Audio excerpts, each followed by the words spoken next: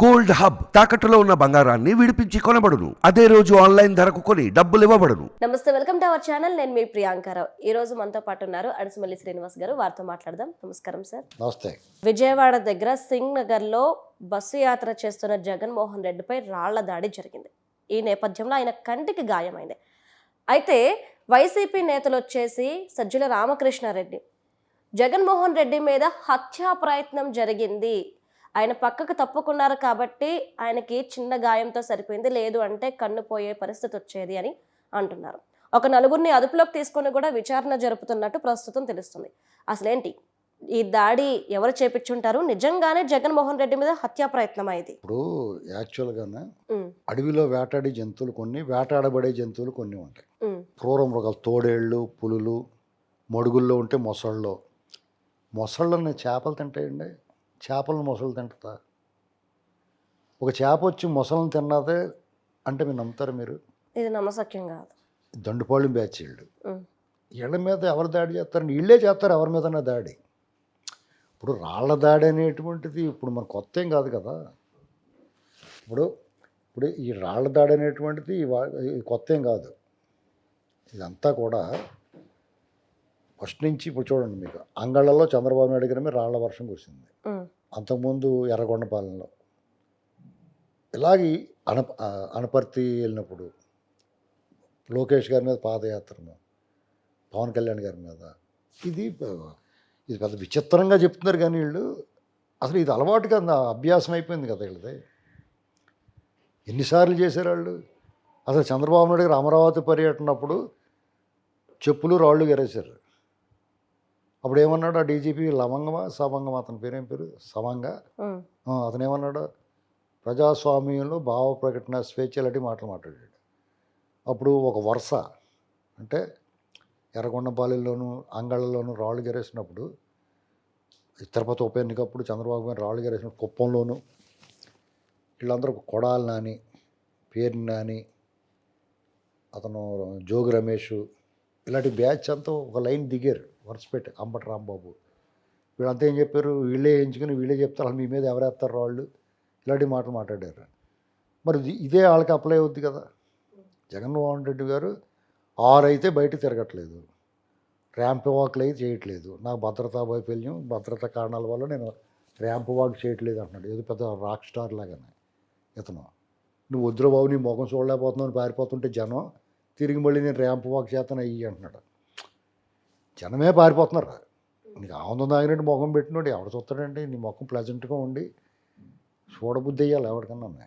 నువ్వు ఏడు ముఖం పెడితే అంత చందాలు కాదు నేను చెప్పేది.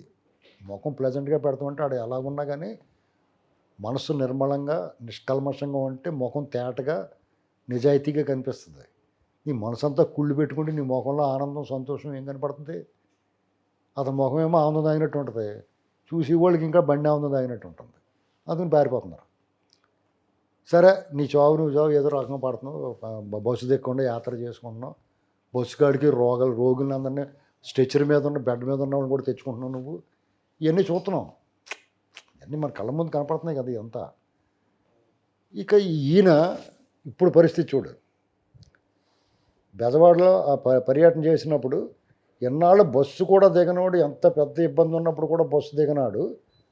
బస్సుకి టాప్ ఎక్కేసి పైగా కరెంటు తీసేయటం, దానికి రాళ్ళు గెరేయటం, ఇన్ని రకాలు వస్తున్నప్పుడు ఇది మనం చూసుకోవాలి కదా. ఇదంతా ప్రీ ఫ్యాబ్రికేటెడ్. ఇది ఏదో ప్లాన్ ఉందండి. వాళ్ళు ఏదో ప్లాన్ వేసుకు దిగారు. అంటే రాళ్ళు గెరేయటమో లేకపోతే ఏదో ఒకటి చేయటమో ఏదో ప్లాన్ వేసుకున్నారు. అందుకనే ప్లే కార్డులు చంద్రబాబు నాయుడు గారి మీద క్షణాల్లో ఎలాగొస్తాయి చెప్పండి. కనీసం మీకు జిరాక్స్ తీయాలన్న 10 నిమిషాలు పడుతుంది కదా. ఈ ఫోటోలన్నీ అప్లోడ్ చేయాలంటే ఇలాంటివి జరిగినప్పుడు షాక్ తగులుతుంది. దాని నుంచి తేరుకోవడానికి గంట పడుతుంది.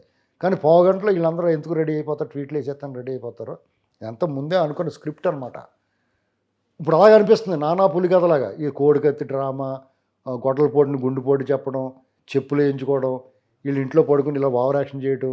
కోడికత్తి డ్రామాకి ఎంత డ్రామా ఆడించాడు. హాస్పిటల్కి వెళ్ళిపోయి హెల్త్ బులెటిన్, దీనికి అలాగే చిన్న గీసుకుంది. ఇది దండేసినప్పుడు గీసుకుంది అనుకుంటున్నాను నేను. పెద్ద దండేశారు కదా, దానికి 2 ఫోటోలు పెట్టారు. ఆ ఫోటోలు దాన్ని తగలించడానికి బైండింగ్ వైర్లు అడిగే చూస్తే అదేదో గీసుకుని ఉంటాడు, సరిగ్గా చుట్టూ ఉంటాడు అవడం. దాన్ని పెద్ద బస్సులోకి వెళ్ళి ట్రీట్మెంట్, దానికి ఒక 10 మంది డాక్టర్లు ట్రీట్మెంట్ అంటే ఏదైనా పైల్స్ ఆపరేషన్ అయినా చేశారా? కాలు 2 ఇలా చెరుకు పక్కకి కట్టేసి పైల్స్ ఆపరేషన్ చేస్తారా? చెరుకు పక్కకి కట్టేస్తారు, కాలు కట్టేసి పైల్స్ ఆపరేషన్ చేస్తారా? దానికైతే అంతమంది ఏమైనా అవసరమేమో మరి. ఇక్కడ దీనికి కుట్లు వేయడానికి, దీనికి కుట్లు పని ఏంటండి? అది ఇంటికాడ ఏదైనా తెగిపోతే గబక్కన పసుపు అంటించేసుకుంటాం. మీరు పెద్ద సీఎం గారు కాబట్టి దానికి ఏదైనా చిన్న ట్రీట్మెంట్ ఏదన్నా ఒక టేప్ అంటించుకుంటే అయిపోద్ది. నేను అదే సీను వీళ్ళు వంకేడు తెలుసా, ఈయన మీద ఇలాంటి రాళ్ళు వేసారు, రాయి ఎక్కడ నుంచి చూపించండి. విసిరిన రాయి కూడా కనపడదు కదా. నేను చంద్రబాబు గారిని గెలిచారు, రాళ్ళు కనపడినాయి. అలా పవన్ కళ్యాణ్ గారి మీద రాళ్ళు వేసారు, వాళ్ళు పట్టుకున్నారు కూడా, ఇమీడియట్గా పట్టుకున్నారు. ఈ పోలీసులు చేతగాని దద్దమ్మలు ఆయన కూడా ఉన్నవాళ్ళు, ఆయన వెనకాల జడ్ కేటగిరీ సెక్యూరిటీ. అలాగే ఆయనకు ఇప్పుడు 400 మంది పోలీసులతోటి ఆయన సెక్యూరిటీ ఉంది. ఓ పోలీసు వాళ్ళందరూ ఆయన పని చేస్తున్నారు. విజయవాడ కమిషనర్ని ఇప్పుడు బర్తరఫ్ చేయాలా, అలాగే సిఎస్ని బర్తరఫ్ చేయాలా, ఆ జిల్లా ఎస్పీని బర్తరఫ్ చేయాలా. వాళ్ళు 24 గంటలు 2 రోజులు అయిపోతుంది, అప్పుడే 48 గంటలు దాటిపోయింది. ఇప్పుడు వరకు పట్టుకోకుండా 4 అదుపులో తీసుకుని మేము విచారణ చేస్తామంటే నువ్వు పబ్లిక్లో పెట్టవాడు ఎవడో, వాళ్ళు ట్రైనింగ్ ఇస్తున్నావు, నువ్వు ఏం చెప్పాలో. ఇది ఎలాగంటే వీళ్ళు బతుకు ఫేక్, వీళ్ళు ఆడేది ఫౌల్ గేమ్. శవాలు కావాలి, శవాల మీద రాజకీయం, శవాల మీద పుట్టిన పార్టీ, శవాలు లేకుండా పార్టీ చేయరు. ఇలాంటి ఫేక్ బతుకులతోటి, ఫేక్ రాజకీయ అసత్య ప్రచారాలతో, అబద్ధ ప్రచారాలతోటి వీళ్ళు బతుకంతా ఇంతే అండి. జనాలకి వెగట వస్తుంది. నువ్వు నీ డ్రామాలు పదే అయ్యే డ్రామాలు అయితే ఈ అన్నాళ్ళు చూస్తారు మీరు డ్రామా. ఇప్పుడు చూసి సినిమా చూస్తానికి సిరాకు వస్తుంది అందరికీ, ఎంత సూపర్ హిట్ అయినా కానీ. ఇలాంటి ఫ్లాప్ డ్రామా నీ ముఖం ఎవడ చూస్తాడా ఇలాంటివన్నీ చేస్తుంటేనే. ఈ పోలీసు వాళ్ళు ఏమో మన లెటర్లు రాసాడు క్రాంతిరానట. ఇప్పుడు ఏం చెప్తాడు? తన ఆధ్వర్యంలో సీఎంకే, తన కమిషనరేట్లో ఓ సీఎం మీద దాడి జరిగింది అంటున్నారు. వాళ్ళే చెప్తున్నారు కదా దాడి జరిగిందని. అపధర్మమైనా కానీ సీఎంఏ కదా, మరి దీనికి ఏం సమాధానం చెప్తారు? ముందా పోలీసుని సస్పెండ్ చేసి వాళ్ళందరినీ విధుల నుంచి తప్పించి అప్పుడు దాని విచారణ చేయాలి, దర్యాప్తు చేయాలి, ఏం జరిగిందో చెప్పాలి. ఎట్టేసే ఇప్పుడు ఈ దాడి జరిగింది కదా, ఈ వంకెట్టుకుని ఆ కోపంతో చంద్రబాబు గారి మీద వాళ్ళ మీద దాడి చేయొచ్చని, వాళ్ళ మీద దాడి ప్లాన్ చేశారు వీళ్ళు. ఇదిగో ముందే ఇక్కడ ఫేక్ దాడి చూపించి వాళ్ళ మీద దాడి చేస్తారన్నమాట. దానికి ఏం ఒకటి మెట్ల దగ్గర కట్టల పోవని ఉంటుంది ఒకటి ఇక్కడ హైదరాబాద్లోనే. వామపక్ష భావజాలం పేరుకేమో అమరావతి అని ఇలాంటి పనికి మళ్ళీ వాగుతాడు. వాళ్ళు వస్తారు, మరి వాళ్ళు దాడి చేసినట్టు ప్రతీకార చర్యల కింద ఉంటాయి ఇది అని 2 లెవెల్ చేయడానికి మా చూస్తారన్నమాట. ఇంకోటి ఉపసం ఆయాసం ప్రొఫెసర్ ఉంటాడు, వాడు అతను మొదలెడతాడు. ఇదే పని వీళ్ళకి. ఎంతసేపు బిస్కెట్లు, కుక్క కూడా బిస్కెట్లు 2 కన్నా ఎక్కువ పెడితే తిందో, కానీ వీళ్ళకి ఎంత ఇష్టమో కుక్క బిస్కెట్లు అంటే. ఈ బతుకు ఇంత బానిస బతుకులు చూడలేకపోతుందండి. ప్రజల తరపున కొంచెం కూడా బాధ్యత ఉంటుంది వీళ్ళకి, ఎంతో కొంత బాధ్యత ఉండాలి కదా. నువ్వు తిను, నీకు ఒక స్టేజ్ దాటిన తర్వాత మనిషిగా మాట్లాడాలి, అన్నం కూడా తినాలి కదా, అన్నం తిని మాటలు మాట్లాడాలి కదా. ఇది పరిస్థితి. ఇదంతా ఫేక్ అండి. అతను ఫౌల్ గేమ్ ఆడతాడు, వీళ్ళు ఫేర్ గేమ్ ఆడాలనుకుంటున్నారు, వీళ్ళు కూడా ఫౌల్ గేమే ఆడాలి. నువ్వు రోమ్లో ఉన్నప్పుడు రోమంలో ఉండాలి అంతే. జగన్మోహన్ రెడ్డి ఇలాంటి అరాచకం చేస్తున్నప్పుడు నువ్వు ఓం నమ శివాయ అంటే శంకరాభరణం పాడకూడదు. యాక్చువల్గా వాళ్ళ చెల్లెళ్ళు ఇద్దరు ఓచుకోత కోసేస్తున్నారు. అవినాష్ రెడ్డి ఎట్టి పరిస్థితుల్లోనే వాళ్ళ బాబాయ్ మర్డర్ కేసులో జగన్మోహన్ రెడ్డికి ఊపిరి సెలపట్లేదు ఈ ముఠాకి.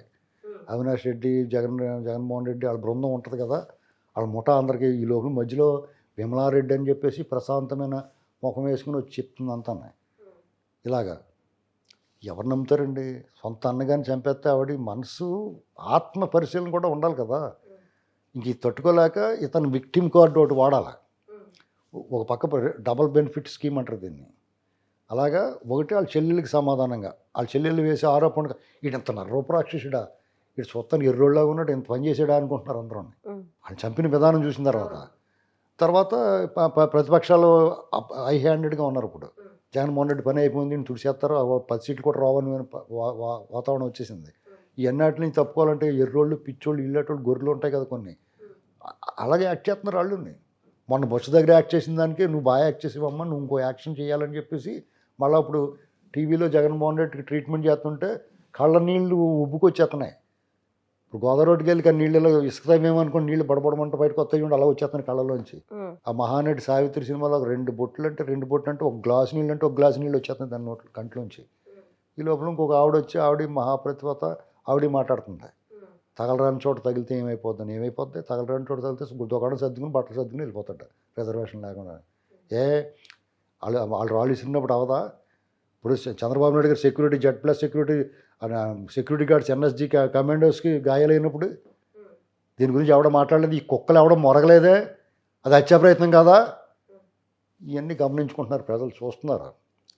టీడీపీ సోషల్ మీడియా కానీ ఆ నాయకులు కానీ ఈసారి మాత్రం చలితేలిలో పడుకోకుండా దునపోతు మీద వాన కురిసినట్టు ఉంటుంది మామూలుగా అయితే వాళ్ళకి. ఈసారి బాగానే రియాక్ట్ అయ్యారు. Right, thank you sir.